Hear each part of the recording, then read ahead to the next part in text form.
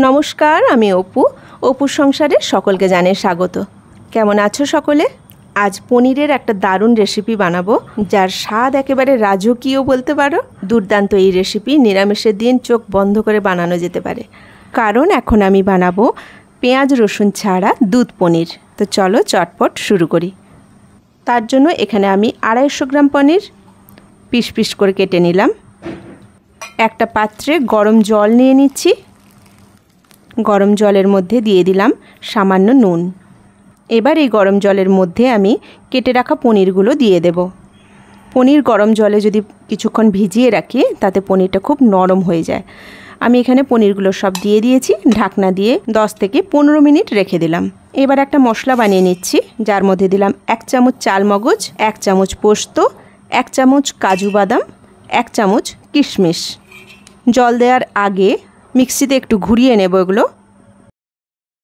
तारपर दिए दिलाम 4টে काँचा लंका और 1টা टमेटो।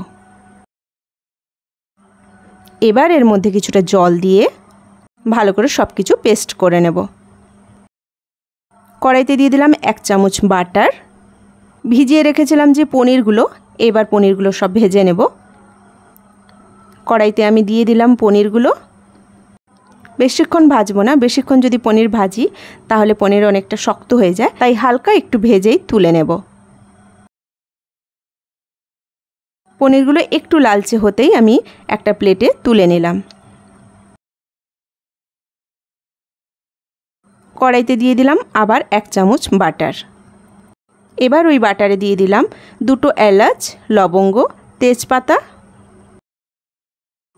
একটু নেড়ে চেড়ে ওর মধ্যে দিয়ে দিলাম 1 চামচ জিরে।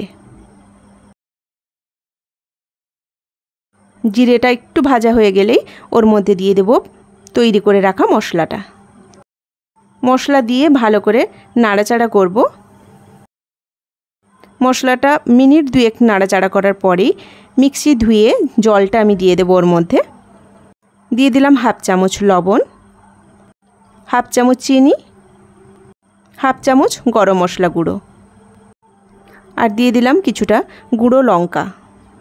ঝালটা আন্দাজ মতো দিতে হবে, বেশি ঝাল খেলে একটু বেশি পরিমাণ দেবে। এবার মশলাগুলো সব একসাথে কিছুক্ষণ নাড়াচাড়া করব। গ্যাসের ফ্লেমটা মিডিয়াম থেকে লো রাখতে হবে। মশলাটা বেশ কষা কষা হয়ে গেলে, এইভাবে তেল ছেড়ে গেলে মশলা থেকে ওর মধ্যে ঢেলে দেব দুধ।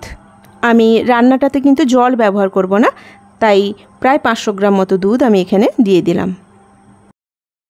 দুধ ঢেলে দিয়ে ভালো করে মশলার সাথে মিশিয়ে নেব।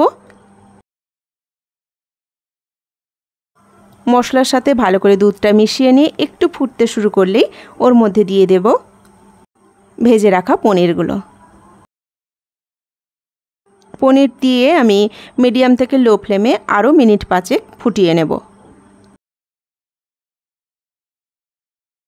দুধটা ফুটে আরও কিছুটা ঘন হয়ে গেলে ওর মধ্যে দিয়ে দেব কুচনো ধনেপাতা।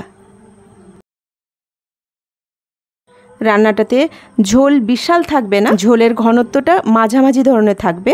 বিশাল পাতলাও হবে না, আবার একদম মোটাও হবে না। আমি ধনেপাতাগুলো কুচিয়ে নিয়েছি। এবার ওপর থেকে ছড়িয়ে দেব কিছুটা ধনেপাতা। রান্নাটা কিন্তু আমার প্রায় রেডি হয়ে গেছে বললেই চলে।